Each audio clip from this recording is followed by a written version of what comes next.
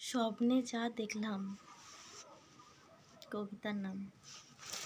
তো বলছিস, স্বপ্নে আমি দু চোখ ভরে সাগরের হাতছানি, শুনেছি আমি প্রাণ ভরে ভ্রমরের গুঞ্জনি, দেখেছি আমি পাথারের সারি, মেঠো পথ আঁকা বাঁকা, দৃষ্টি সীমানার দূর দিগন্ত সবুজ চাদরে ঢাকা, শুভ্র কোমল মেঘের দল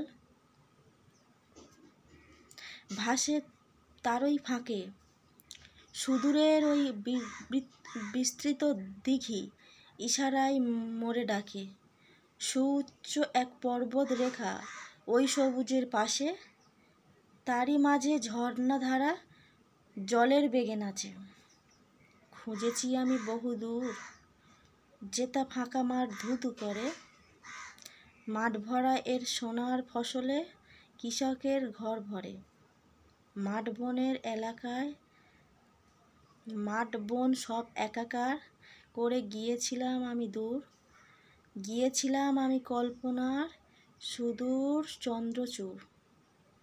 শ্বেত শুভ্র শিশির যখন সবুজ ঘাসের তলে, দেখেছি আমি ঘাসের ফাঁকে মণিমাণিক্য জ্বলে। ভোরের ঘন কুয়াশার মাঝে দূরে যায় না দেখা, দেখেছি আমি সাগরের মাঝে দ্বীপটি দাঁড়িয়ে একা। শ্বেতবর্ণ বলাকার সকল দূর গন্তব্যের ধায়, সূর্য উঠলে সরোজকুটি মুখটি তুলে চায়। শুভ্র কোমল মেঘগুলো ওড়ে অদৃশ্য ডানা মেলে, মনে হয় যেন বলছি আমি, যেও না আমায় ফেলে। দমকা হাওয়ার সাথে মনটা যায় দূরে যেন ভেসে, নীল নীলিমার কোলে রামধনু ওঠে রঙিল বেশে। অনাড়ম্বর সুখী গৃহের সরল মানুষগুলি, সুমাখা মুখে তাদের কাতনা মিষ্টি বুলি। সোনামাটি খসে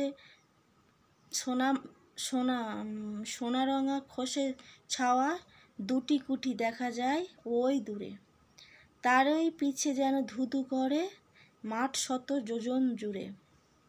মায়া মমতার ছড়ানো যে ওই মাটির পানে, কণ্ঠ মিলাই উদাস মাঝি নদীর কলতলে। সুদূরে কোনো এক দেবালয় থেকে ভেসে আসে শঙ্খধ্বনি, পবিত্র এ মাটি যেন হিরে মানিকের খনি।